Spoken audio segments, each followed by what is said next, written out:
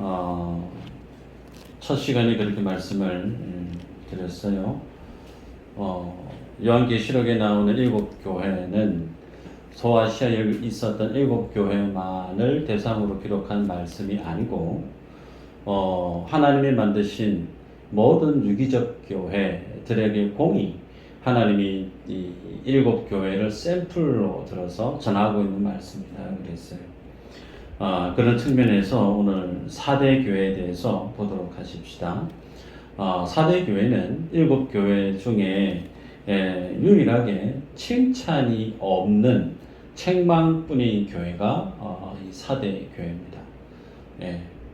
그래서 상당히 무겁습니다. 4대 교회에 대해서 우리가 말씀을 보게 되면 4대라고 하는 말의 뜻이 살아있다라는 뜻이거든요. 살아있다. 살아있다라고 하는 말을 언제 여러분이 혹 하실 때가 있었을까요? 예를 들어 볼게요. 운전하는데 자칫 잘못했으면 고속도로에서 대형 사고 날 뻔했는데 내가 살아있다. 그랬던 기억 혹 있는지 모르겠어요. 배를 몰고 가시다가 바다 일을 하다가 갑작스럽게 큰 사고가 날 뻔했는데 조금만 내 옆에 어떻게 잘못됐으면 야 내가 죽을 뻔했다. 야 내가 살아있다. 공감이 가십니까? 4대 교회가 그랬다는 거예요. 내가 지금 살아있구나. 그 말의 의미는 죽을 고비들이 참 많았던 그런 위치에 있었던 교회가 4대 교회입니다. 역사적 배경을 보면 주전 700년경에 리디아 왕국이 이 자리에 수도로 자리에 자랐습니다. 그래서 아주 예전부터 도시국가로서 상당히 명맥이 컸던 곳이 이 사대라는 지역입니다. 지형적인 특징은 산면이 이 벼랑 끝으로 되어 있어요. 그래서 천의 요새라고 할 수 있을 정도로 한 곳만 들어오는 곳 한 곳만 막으면 어느 누구도 쉽게 사대의 이 지역을 정복하기 힘든 그런 곳에 위치했던 곳이 사대 교회였습니다. 그런데 페르시아의 고레스 왕이 이곳을 한번 점령했을 때가 있었고 200년 후에는 알렉산더 대왕이 이곳을 또 치리했고 또 이후에 주전 133년에 이때는 로마의 송령이 되고 말았습니다.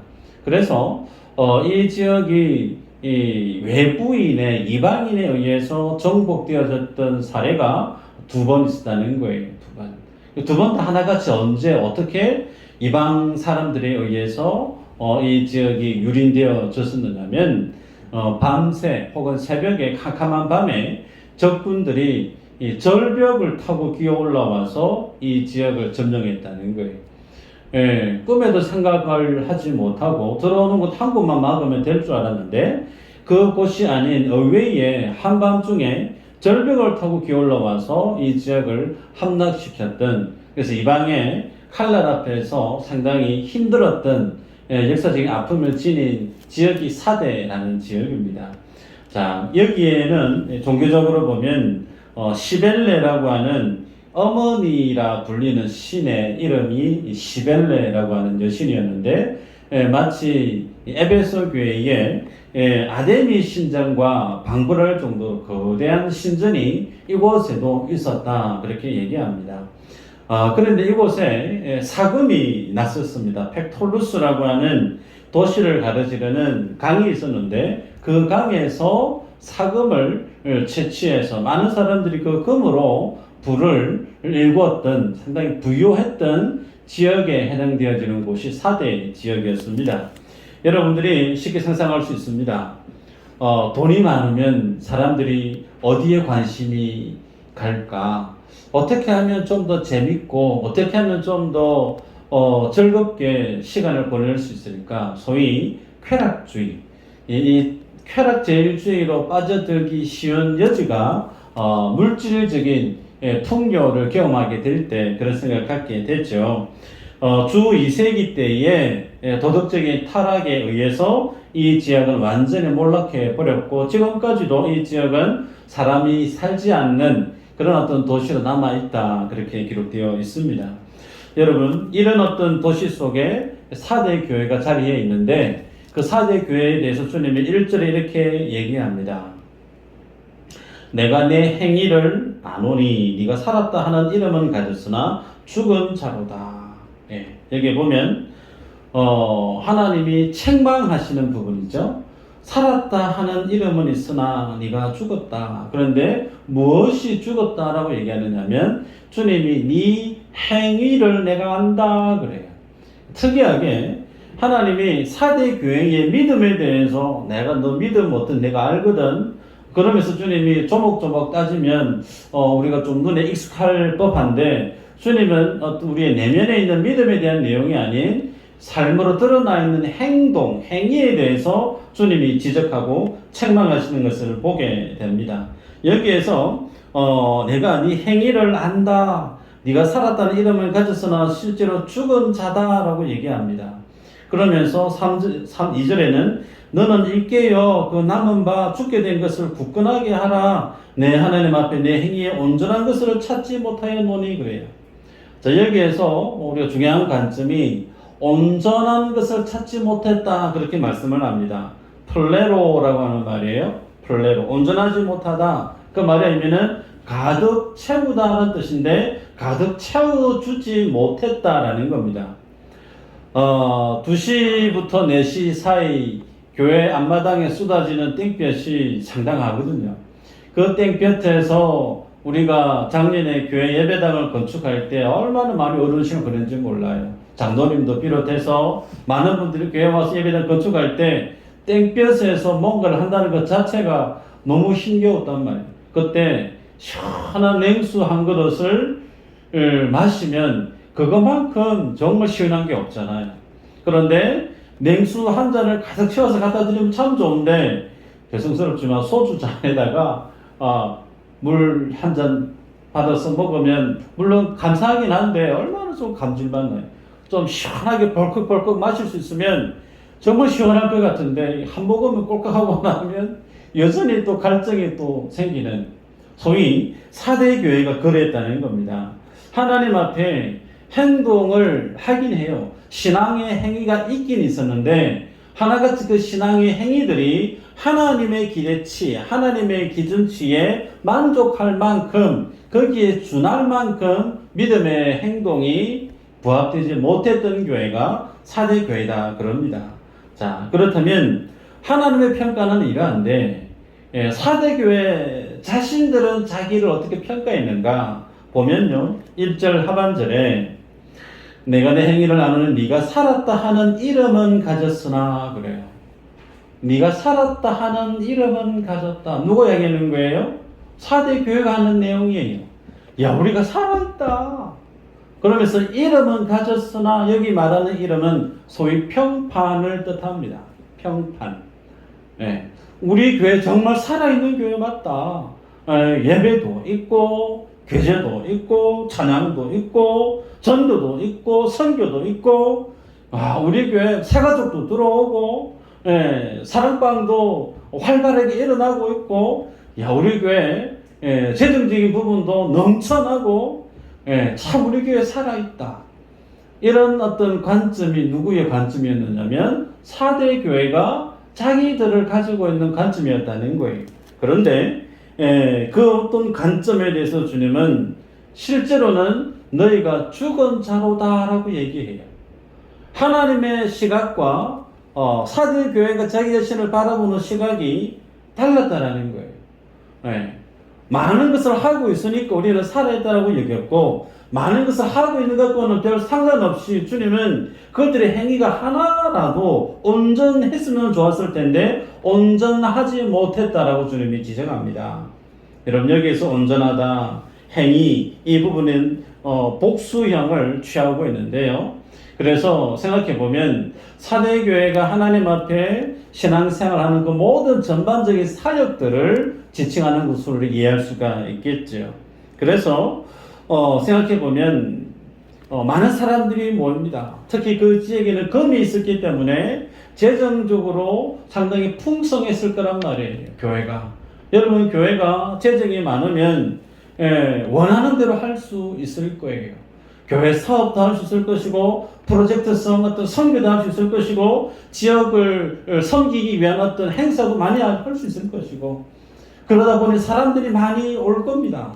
외부인도 많이 오고 교회가 정말 바삐 움직여 사역하는 가운데 교회가 늘 월화수목금토일 교회 문턱에 많은 사람들이 들락날락하면서 야 누가 보더라도 저 교회 참 살아있는 교회네. 사역이 많이 일어나고 있는 것을 보니까 참 뜨거운 교회네 라고 얘기할 법하죠. 여러분 그런데 주님이 그 모습을 두고 정반대로 얘기해요. 실상 너희들 죽었다. 온갖 미사옥으로 기도를 잘할 수 있어요. 손들고 뜨겁게 찬양을 잘할 수 있어요. 찬양 성악 전문가들을 배치를 하고 혹은 피아니스트를 비롯한 많은 악기 전문가들이 성가대를 채우고 그러면서 웅장하게 찬양하는 예배 분위기 상상할 수 있습니다. 사랑방도 마찬가지고 전도도 마찬가지고 그런데 주님의 관점은 세상의 친목 단체하고 별반 다를 거 없는 수준의 교회라고 주님이 엄히 책망하는 걸 보게 되죠. 여러분 이런 교회를 어떤 교회라고 명명할 수 있느냐면 매너리즘에 빠진 교회라고 말할 수가 있어요.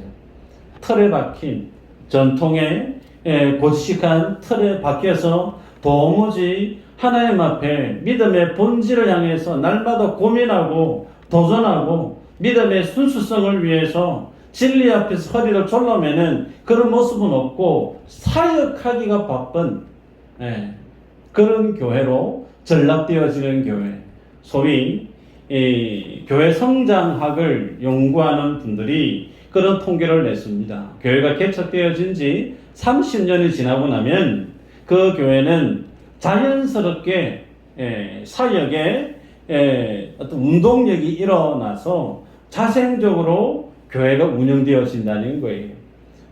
소위 달리다 보면 멈추고 싶지만 멈출 수 없는 원심력이 있는 것처럼 교회가 30년 이상 개척되어진 교회는 의뢰이 해왔던 패턴, 그 룰 안에서 자연스럽게 교회가 운영되어진다는 겁니다.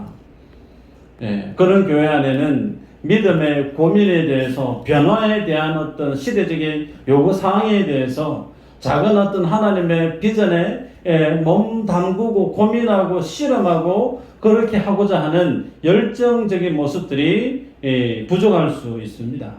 사대교회는 소위 전통적인 틀에 매여 있는 교회였음을 우리가 짐작하게 되죠. 여러분, 우리가 앞서 보았던 교회들은 그렇지 않았습니다.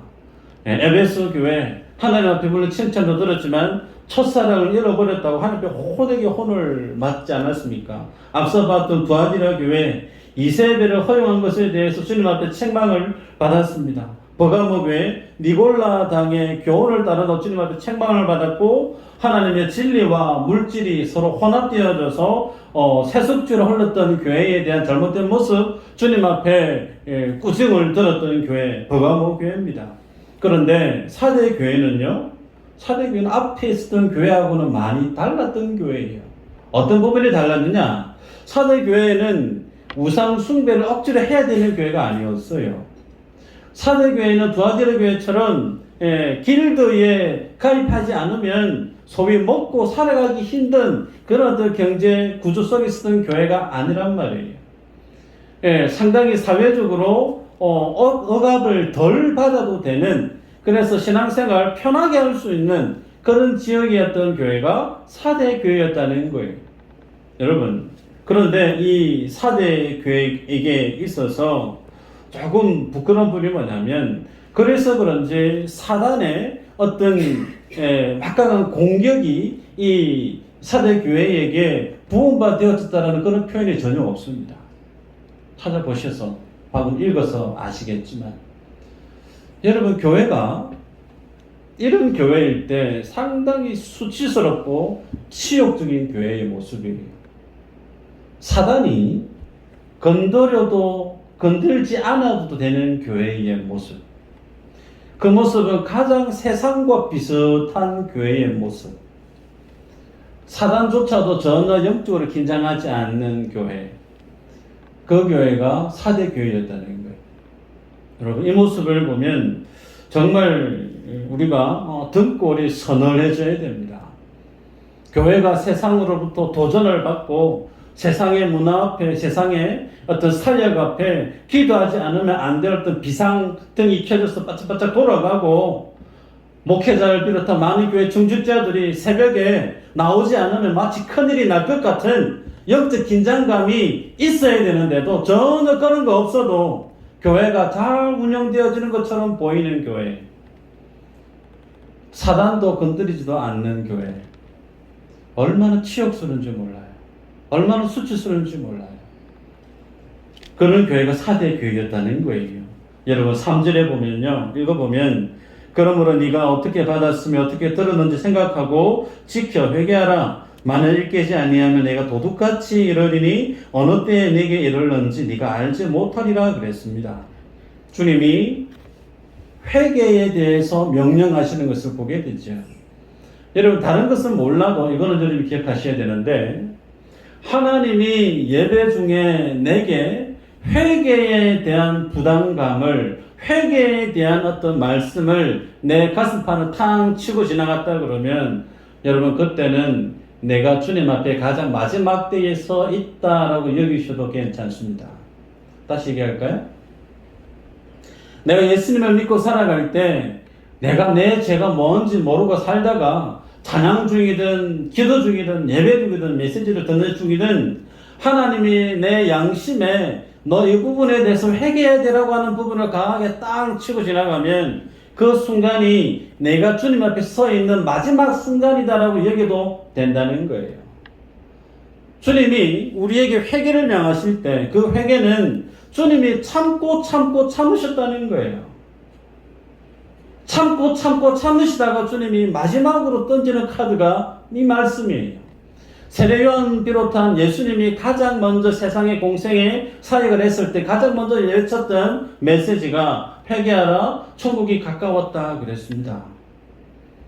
예수님을 눈으로 보고 예수님의 말씀을 귀로 듣는 그때에, 주님의 음성을 들었던 그때에 완성된 구약에서 전해왔던, 들려왔던, 쓰여졌던 율법이 아닌 이제 완성된 예수님의 입에서 나오는 복음을 듣는 것은 주님이 살아있는 그 시대, 그 공생의 3년 그때에만 들을 수 있는, 그 주님이 복음을 전했음에도 불구하고 주님을 만나지 않았거나 그 복음을 들어도 무시해버리게 되어지면 기회가 없는 거예요. 기회가 없는 거예요. 삭개오가 주님이 지나가는 그 길을 두고 삭개오가 주님 보려고 올라가서 남의 길 올라가서 주님 보고 있었을 때 주님이 그 이름을 불렀습니다. 그죠? 그런데 그때 만약에 삭개오가 주님 지나가는 자기 바쁜 일이 있어가 주님 안 보고 다른 일을 했다 그러면 삭개오가 주님 앞에 구원을 받았을지 미주수입니다.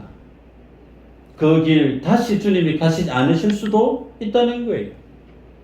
그러기에 우리가 신앙생활할 때 주님이 나에게 회개에 대한 선한 부담감을 어떤 메시지를 주시면 그 부분에 대해서 여러분 가볍게 여기서는 절대 안 된다는 거죠.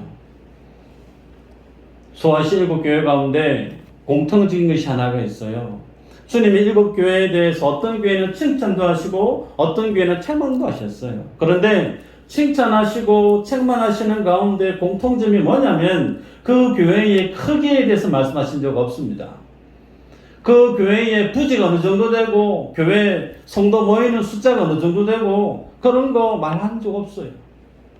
주님은 교회의 질, 교회의 성격, 교회의 내면에 대한 믿음에 대한 모습을 한결같이 주님이 칭찬하셨고 혹은 책망하셨어요. 이 부분이 정말 이 시대의 모든 교회가 주님 앞에 가장 성경적인 교회로 나아가려고 하면 어떻게 해야 될까? 여기에서 빌드업을 해가야 돼요. 신학생 때 룸메이트 중에 동생이 있었어요. 그 친구가 지금 신학을 안 하는 걸 제가 알고 있는데, 잠시 지나가는 얘기지만 옷에 캐비넷 안에 막 적어놨어요. 자기 장래 목회에 대한 어떤 기도 제목을 막 적어놨어요. 그런데 캐비넷 속에 뭘 적어놨느냐면 주여 내게 2만 명의 성도를 주옵소서 그렇게 적어놨어요. 그래서 뭐 해석하고 평가는 다 하겠지만 지나간 그것을 봤던 교수님이 물었어요. 야, 2만 명이나 니한테 하나님이 왜 줘야 되지? 여러분, 우리들이 주님 앞에 믿음으로 살아갈 때 외부적인 거에 대해서 우리는 너무 관심을 가질 때가 많습니다. 그런데 주님의 관심은 우리의 내면에 있다는 거예요. 내 믿음의 성격에 있다는 거예요. 그래서 에베소 교회에게 다른 거 회복하라 말씀하신 적 없죠. 첫사랑 회복해라. 첫사랑 회복해라. 네. 두아디라 교회를 비롯한 버가모를 교회 많은 교회를 향하여서 그 믿음의 순수성을 지키기 위해서 이단의 다른 가르침에 대해서 돌아서기 위해서 믿음의 순수성, 진리에 대한 부분을 굳건히 붙들고 살아갈 것을 주님이 명하셨습니다. 그러기에 오늘 본문에 보면 주님이 이 4대 교회에게 처방을 하는데 세 가지인데 하나는 깨어나라 그래요. 일깨요 라는 표현을 쓰죠. 일깨요. 영문의 성경에 보면 wake up으로 돼서 wake up. 네. 깨어나라. 여러분 죽게 된 것을 이라는 표현을 2절에 쓰고 있고 1절에서는 심지어 죽은 자라고 얘기합니다. 죽어 있다라는 거예요. 너희는 지금 죽어가고 있다. 현재 시절 기록하고 있는데 너희들이 지금 살아있다고 얘기할지 모르지만 사역을 많이 하고 있고 사람들이 많이 있고 교회 재정이 넘쳐나니까 너희들이 그런 모습을 통해서 참 살아있는 교회로 여길지 모르나 나의 시각에서 너희들 죽어가고 있다. 죽어가고 있다. 깨어나라. 일깨라. 그렇게 주님이 말씀합니다. 영문으로 wake up, wake up. 간결합니다. 명령입니다. 여러분 단호해요.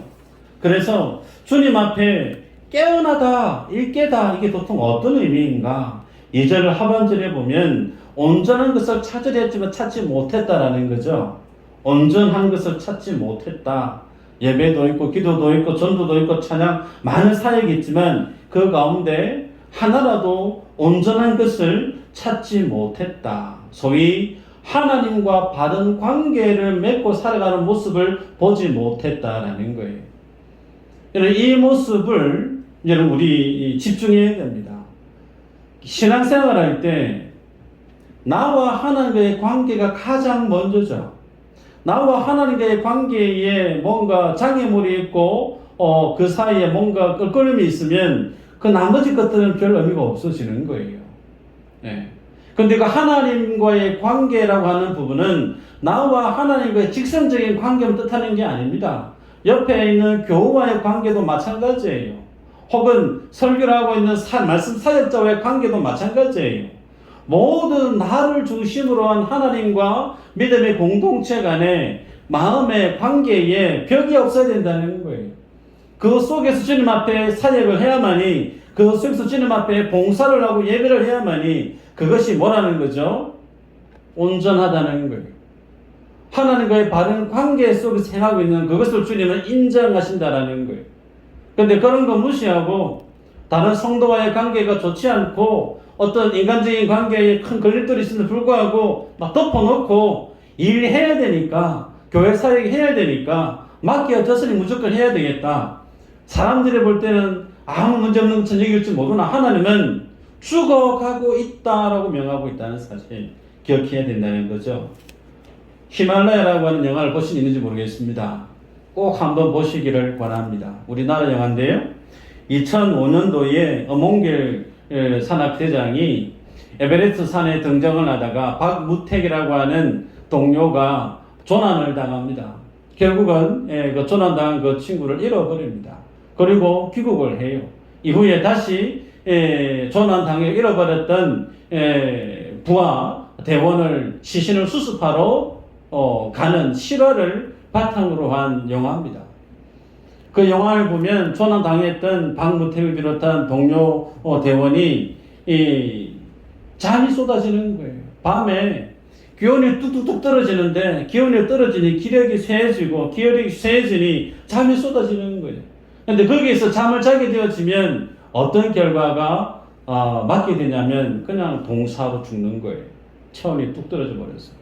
그래서 서로 죽지 않게 하기 위해서 서로 자고 있으면 깨우고 살리기 위해서 잠자면 안 된다고.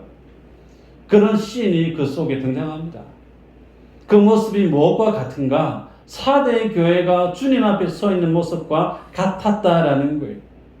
주님 앞에 바른 관계를 맺지 않고 열심히 사역만 열심히 하고 있는 그 교회의 모습, 주님은 죽어가고 있는데 그래서는 안 된다. Wake up! 일어나라. 하나님께 바른 관계를 맺어라. 졸아서도 안 되고 죽어서도 안 되고 빨리 일어나라.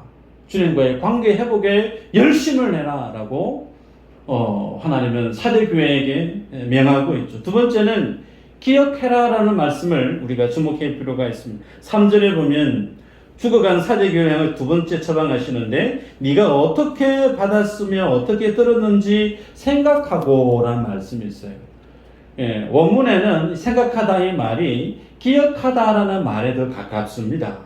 여러분, 기억하다. 하나님의 복음을 어떻게 들었고 은혜가 어떤 것인지 기억해라 라는 거예요. 여러분, 기억하다 이 말 속에는 다시금 돌이키라라고 하는 말이 그 속에 포함되어져 있죠. 주님을 만났던 그 첫사랑에 대한 기억을 회복해라. 주중에 8월 10일 광복절이 있었습니다. 정치적인 말씀을 제가 안 하려고 애를 쓰는데 관심도 별로 없고요. 그런데 신문 뉴스상에 광복절 혹은 건국절 이러면서 막 논쟁이 일고 있는 걸 얼핏 봤습니다. 아직 자세히 잘 모르겠지만 그러면서 광복절에 대한 내용과 건국절에 대한 내용 이것 때문에 국론이 나뉘어져 있는 모습을 보게 되더라고요.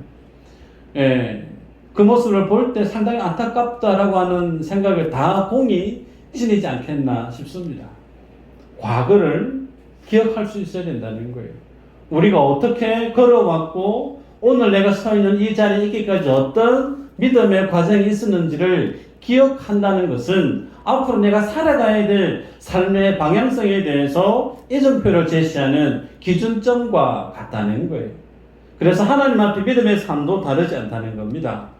내가 주님 앞에 어떻게 구원받았는지, 내가 구원받기까지 신앙생활 하기까지 나를 위해서 주님이 희생하신 그 은혜가 무엇이고 나를 몸된 교회에 권사로, 집사로, 장로로, 목사로 주님이 세우시기까지 얼마나 많은 사람들을 동원해서 나를 이 자리에, 이 믿음의 자리까지 세우기를 힘써 노력했었는지에 대해서 알아야 된다는 거예요. 그걸 기억하라라고 말씀합니다. 여러분, 성경에 기억하라라고 하는 말이 구약에는 230번, 신약에는 21번 등장해요. 많이 등장하죠? 자, 시편 103편 18절 PPT가 있나요? 한번 봤으면 좋겠는데, 예배자들을 향해서 주님이 복을 열거하는데 어떤 사람이 그 복을 받느냐? 시편 103편 18절에 이렇게 기록합니다. 곧 그의 언약을 지키고 그의 법도를 기억하여 행하는 자에게로다. 하나님의 언약을 기억하고 지키고 행하는 자. 여러분, 하나님의 언약을 행하려고 하면 기억을 해야 돼요. 알아야 돼요. 알지 못하고 기억하지 못하면 어떻게 우리가 주의 말씀을 순종할 수 있겠냐는 말, 불가능합니다. 그러기에 성경은 강조합니다. 하나님의 은혜에 대해서, 언약에 대해서 기억해라. 기억이 내 속에 제대로 서 있지 않으면 그 이후에 행동, 삶으로 살아내는 것은 불가하다는 거예요. 그러기에 여러분 기억하십시다. 내가 하나님 앞에 구원받았던 그 구원의 은혜가 과거형으로 내 안에 세팅되어져 버리면 그 사람은 신앙생활이 나태해지기 쉽습니다. 악리예요. 구원의 은혜는 날마다 새로워야 됩니다. 날마다 새로워야 돼요. 그 구원을 생각하면 날마다 가슴이 찌릿찌릿해 좋아야 되고, 종종 얘기하죠. 십자가를 바라보면 눈시울이 뜨거워져야 되고, 내 안에 아무런 감흥이 없다. 그러면 위기입니다. 위기예요. 폐가 딱딱하게 굳어지면 어쩌면 죽을 수 있잖아요. 내 믿음의 양심이 복음 앞에 뜨겁게 고동쳐야 되는데 십자가의 복음을 들어도 십자가의 보혈을 얘기를 해도 아무런 감각이 없어요. 심각한 거예요. 마지막으로 회개하라라고 명합니다. 3절에 회개하라. 만일 일깨지 아니하면 내가 도둑같이 이르리니 어느 때에 내가 내게 이르는지 네가 알지 못하리라. 회개할 것을 명하는 걸 보게 됩니다. 사도 바울은 고린도후서 7장 9절에 이렇게 얘기해요. 내가 지금 기뻐함은 너희로 근심하게 한 까닭이 아니요 도리어 너희가 근심함으로 회개함에 이른 까닭이라. 너희가 하나님의 뜻대로 근심하게 된 것은 우리에게서 아무 해도 받지 않게 하려 함이라. 우리들은 도통 회개가 뭔지 모르시는 분 없을 거예요. 성경에 말씀하고 있는 회개란 하나님 앞에 뭐가 잘못된 생각이고 행동이고 판단이는지 인정하는 거예요. 인정했으면 그 다음에는 그 삶의 모습에서 돌이켜야 되겠죠. 하지 않는 겁니다. 그것이 회개의 열매를 맺는 것이죠. 성경은 주님 우리에게 얘기합니다. 회개에 합당한 열매를 맺지 아니하면 그 나무 밑에 도끼를 찍어서 나무를 찍어내 버리라라고 얘기해요. 여러분, 우리는 타고날 때부터 온전한 사람이 될 수가 없어요. 아까 식사할 때 장로님 한 분이 안식일 지키지도 못하는데 왜 하나님이 안식일 지키라고 했을까? 안식일만 그렇게 했습니까? 율법 마찬가지겠죠, 그죠? 많은 율법들 다 못 지키는 어떻게 지키라고 했을까? 여러분, 그것이 뭘 상징할까요? 지킬 수 없다는 거예요. 하나님의 말씀을 너희에게 언약을 주어도 그 언약을 담아낼 만한 그릇은 너희가 안 된다는 거예요. 그 말은 너희는 처음부터 끝까지 어떤 신분이냐면 죄의 모습에서 벗어날 수 없는 인생이라는 거예요. 그 죄의 모습으로는 하나님의 나라 못 간다는 거예요. 내가 아무리 11조를 한들, 질성수를 열심히 한들, 충성되이 열심히 살아도고 한들 내 안에 그 죄가 조금이라도 있으면 하나님의 구원과 하나님의 안식은 나와 아무 상관이 없다는 거예요. 그런데 그 모든 내 안의 연약함을 그 주님의 은혜로, 보혈의 은혜로 덮어버리는 거예요. 그래서 무엇을 보게 합니까? 나의 행위가 아닌, 나의 열심이 아닌, 야, 내가 교회를 세우는 일에 이 정도 충성했다라고 하는 자기 칭찬이 아닌 하나님의 은혜가 아니면 내가 이 일을 못했습니다. 하나님의 은혜가 아니면 내가 이 하나님의 사명을 감당할 만한 그릇도 못 됩니다. 다 하나님이 하셨어요. 그래서 여러분, 주님의 십자가의 은혜를 아는 사람은 세상에 나가서 한번 열심히 살아보자 그런 얘기 못합니다. 열심히 해서 그런 얘기 하기 힘들어요. 반대로 하나님의 은혜를 경험한 그 사람은 내가 하는 것이 아니고 하나님이 하시게끔 주님 나를 죽여주시옵소서. 은혜를 아는 사람은 나설 수가 없어요. 은혜를 아는 사람은 고기를 들 수가 없어요. 그것이 율법을 준 하나님의 의도입니다. 너는 죄의 굴레에서 벗어날 수 없는 죄악 덩어리야. 너에게는 소망이 없어, 희망이 없어. 예수 그리스도 아니면 너희들은 당연히 지옥 가야 될 인생이야. 그래서 주님이 하나님의 보좌를 포기하시고 이 땅에 오신 거예요. 그 주님이 안 오시면 우리는 아무리 율법을 지키려고 해도 지킬 수가 없어요. 옆으로 잠시 샜지만 여러분, 사대 교회에게 주님은 회개를 명했는데 그 회개를 명했을 때 그 회개의 말씀 앞에 열매를 맺었으면 하나님이 그에게 또다시 한 번의 기회를 주시지만 회개와 무관한 삶을 살았다라고 하면 그 삶은 거기에서 끝이 날 수밖에 없습니다. 여러분, 이 말씀을 보면서 우리 교회의 모습과 내 삶의 모습을 반추하지 않을 수가 없어요. 목사로서 혹은 교회 중직자로서 교회에서 사역하는 일이 우리들은 다 압니다. 작은 교회니까 한 사람이 많은 일을 할 수밖에 없어요. 예, 그래서 참 송구스럽고 죄송스럽고 감사하고 미안하고 그런 마음이 저마다 다 있을 수 있습니다. 그런데 그 많은 일이 중요한 게 아니에요. 하나님 앞에서 관계가 제대로 서 있지 않으면 그 모든 것은 의미가 없습니다. 없어요.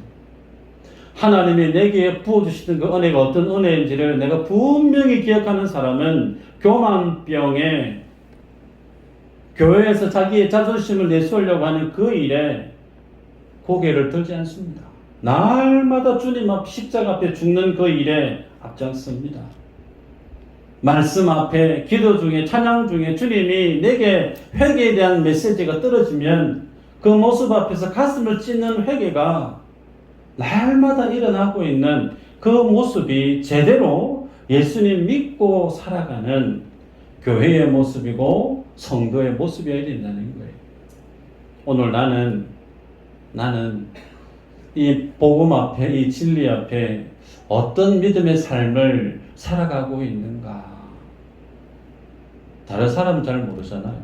내가 내 자신을 알잖아요. 여러분 많이 바쁘시죠? 많이 바쁘실 거예요. 집안에도 바쁘고 세상에서도 바쁘고 교회에서는 더 바쁘고. 그런데 바쁘더라도 기억하십시다. 하나님과의 관계를 회복하자.